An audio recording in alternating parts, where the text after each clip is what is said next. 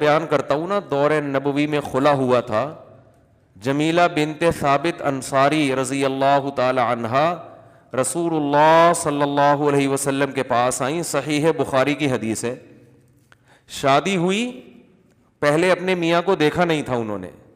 جب پہلی رات میں میاں کو دیکھا تو ان کو اندازہ ہو گیا کہ بھئی یہ تو شکل و صورت کے لحاظ سے میرے لیول کے بالکل بھی نہیں ہے.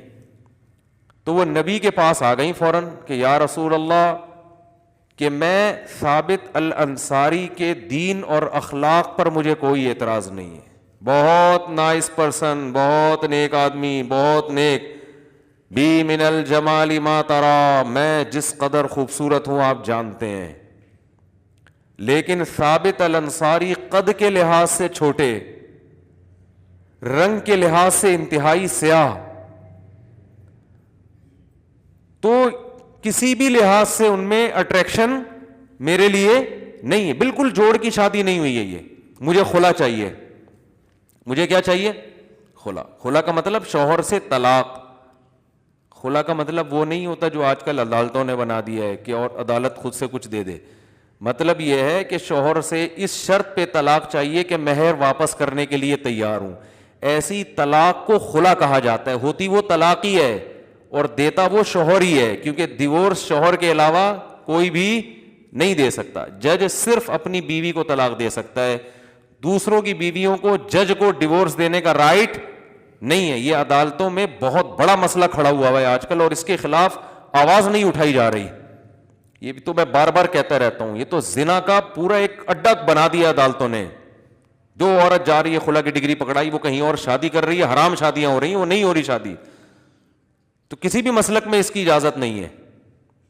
چند صورتوں میں عدالت نکاح کو ختم کر سکتی ہے, چند ایک صورتیں, وہ بہت شاذ و نادر ہے. خیر, تو آپ صلی اللہ علیہ وسلم نے ان کے میاں کو بلایا اور فرمایا دے دو طلاق اس کو, مشورے کے طور پر.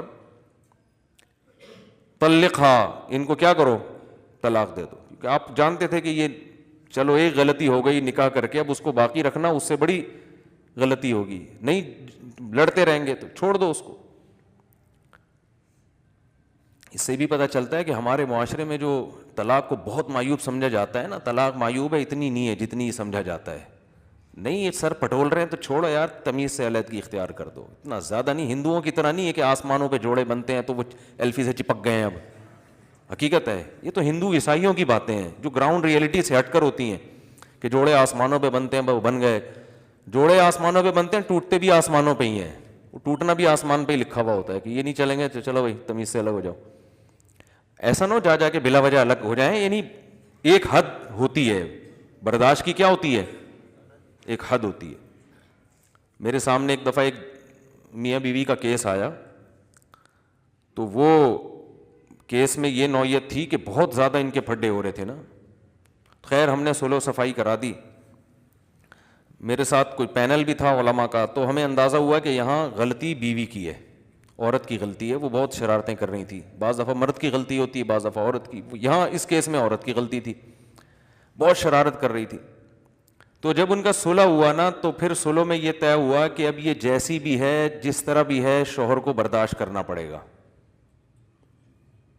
یعنی آئندہ یہ کبھی بھی زندگی میں ڈیورس نہیں دے گا. اس شرط پہ ہم لڑکی کو بھیج رہے ہیں. لڑکی والوں نے کہا کہ جو ہے جیسی ہے برداشت کرنا پڑے گا.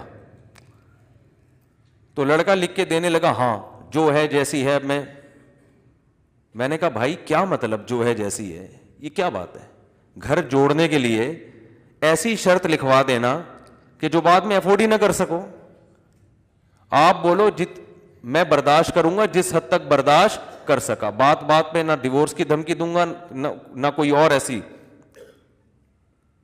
لیکن ایک لمٹ ہے, اس لمٹ کو اگر کراس کیا تو نہیں چلے گا. بس تو خام خواہ کہ انہوں نے یہ بلا وجہ کی فضول قسم کی باتیں کہ نہیں بھی جو ہے جیسا ہے, بس نہیں جو ہے جیسا ہے. کیوں بھائی جو ہے جیسا ہے کیوں؟ دنیا میں کہیں بھی ایسا نہیں ہوتا. آپ اپنی دکان میں ملازم رکھو, ملازم کہے جو جیسے رہوں گا بس مجھے برداشت کرنا پڑے گا. آپ بولے گا بھائی میرا کاروبار کا بیڑا غرق ہو جائے گا. جیسے تو مطلب تو یہاں بیٹھ کے سٹا بھی پی سکتا ہے, تو چرس کی دکان بھی بنا سکتا ہے. اس کو ٹھیک ہے, کچھ چیزیں برداشت کر لوں گا, کچھ تمہیں بھی برداشت کرنی پڑے گی. تو اسی طرح مرد کا معاملہ بھی ہے, جو میں بار بار ان مضامین کو ریپیٹ اس لیے کرتا ہوں کہ کھوپڑی میں بیٹھ نہیں رہے ہیں یہ. تو اسی طرح شوہر بھی برا ہے, ہم عورتوں کو کہتے ہیں برداشت کرو, لیکن اس کی بھی کیا ہے, یہ نہیں کہ جتنا بھی برا ہو بس گھر جوڑنا ہے. اصل میں تو گھر محبتی سے چلتے ہیں, ایک دوسرے کو جب تک برداشت نہیں کرو گے تو گھر نہیں چلتے. ٹھیک ہے, برداشت نہیں کرو گے نہیں چلتے, لیکن برداشت کی بھی ایک لمٹ ہے. کیوں برداشت کریں حد سے زیادہ, کیوں برداشت کریں بھائی؟ کیوں؟ شادی ہم نے برداشت کرنے کے لیے تھوڑی کی ہے, سکون کے لیے کی ہے نا. تو ٹھیک ہے, اس سکون میں کچھ چیزیں, ہر دنیا کی ہر نعمت میں کچھ فالٹ بھی ہوتے ہیں, لیکن ہر چیز کی یہ کیا ہوتی ہے, حد ہوتی ہے. اس حد سے آگے میں تو کم از کم برداشت نہیں کر سکوں گا بھائی, جو میں دوسروں کو کیا ایسی ترغیب دوں. ایک چیز لمٹ ہوتی ہے نا, ایک لمٹ کے بعد آدمی کی کھوپڑی گھومنا شروع. کہتے ہیں بھائی وہ میرے پاس آتے ہیں کہ صبح شام کہ بیگم صاحبہ یہ بھی نہیں کرتی, یہ بھی نہیں کرتی, یہ بھی نہیں کرتی, یہ بھی نہیں کرتی, یہ بات بھی نہیں مانتی, جب چاہیں پرس اٹھا کے گھر سے باہر بھی چلی جاتی ہیں, نہ ابا کی خدمت نہ اماں کی خدمت, کچھ بھی نہیں مان رہی, ایک کسی چیز میں شوہر کو فالو نہیں کر رہی. میں کہتا ہوں بھائی جان چھڑاؤ, تم نے اگر خالی ثواب کے لیے کسی عورت پہ خرچ کرنا ہے تو عیدی سینٹر میں بہت ساری بیوہ عورتیں ہیں جن کو تم جا کے کھلا دیا کرو, جب کسی کام کی نہیں ہے. اسی طرح میاں بھی اگر وہ خرچہ نہیں اٹھا رہا,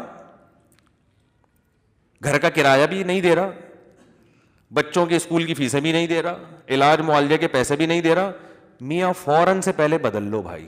ہم تو یہی کہتے ہیں لوگوں کو, ایسے میاں کی اطاعت کر کے خامخواہ میں اگر ثواب ہی حاصل کرنا ہے تو اتنی خدمت اپنے ابا کی کر کے, وہ بھی تو ثواب ہے نا. رہنے تو نہیں سمجھ میں آ رہا تو رہنے دو. تو خامخواہ میں پھلترو کی طرح ایک بندے کا نام اپنے ساتھ لگانے کا, جب وہ کوئی سرے سے کوئی حقوق ہی ادا نہیں کر رہا ہے تو پھلترو کی طرح نہیں چیزیں چپک جاتی ہیں آپ کے ساتھ. دیکھا ہوگا نا پھلترو, پتہ ہے کسے کہتے ہیں؟ بعض دفعہ یہ ہوتا ہے, اب تو یہ چیزیں ختم, بچپن میں چیزیں نظر آتی تھیں, جیسے سردیوں میں نا چیزیں چپک جاتی ہیں, تو اون جو سویٹر بن رہی ہوتی تھی نا خواتین گھر میں, تو بعض دفعہ اون چپک گیا کپڑے سے, اب وہ دھاگے کی طرح جا رہا ہے آدمی, یوں کر رہا ہے تو شلوار سے چپک گیا, ادھر سے ہٹا رہا ہے اس والے پہ چپک گیا. تو اکثر وہ قمیص کے پیچھے چپکتا تھا, وہ نظر نہیں آتا تھا, پھر تو وہ چپکا رہ جاتا تھا. تو لوگ کہتے تھے کیا یار پھلترو لگا لیے ساتھ میں, جہاں جا رہے ساتھ ساتھ یہ. تو ایسے ہی بعض عورتوں نے پھلترو کی طرح میاں کو اپنے ساتھ چپکایا ہوا ہے, وہ ایک حق بھی کم بخت ادا کرنے کے لیے تیار نہیں ہے. تو بعض نے پھلترو کی طرح بیگم کو چپکایا ہوا ہے, بعض نے پھلترو کی طرح. تو ایک حد ہے برداشت کی بھی.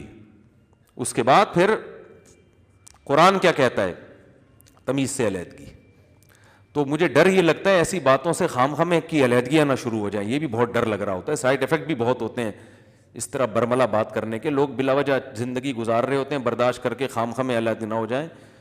تو وہ برداشت اصل ہے لیکن ایک حد تک. اور حد جو میں لوگوں کو بیان کرتا ہوں, شوہر اتنا خراب ہو جائے کہ عورت ذہنی مریضہ بننا شروع ہو جائے, ڈپریشن کی گولیاں کھانا شروع کر دے, تو بس یہ لمٹ کراس ہو گئی ہے. اب کیا ہے, اسٹریس اتنی ہے کہ گولیوں پہ آ گئی ہے. اگر بیوی, ساس نے بہو کو اتنی ٹینشن دی ہے کہ اب بہو صاحبہ ڈپریشن کی گولیوں پہ آ گئی ہیں, تو بھائی اب کیا ہونا چاہیے, یہ بہت ہو گئی. کیونکہ اس کی وجہ یہ ہے کہ اب غلطی جس کی بھی ہو, لیکن اب یہ حدود اللہ پر قائم, بولو نا, نہیں رہ سکتی. اب غلطی میں پڑنا کہ کس کی غلطی تھی, جس کی بھی تھی, بہرحال نقصان تو اس کا ہو گیا نا, تو کیا فائدہ بھائی.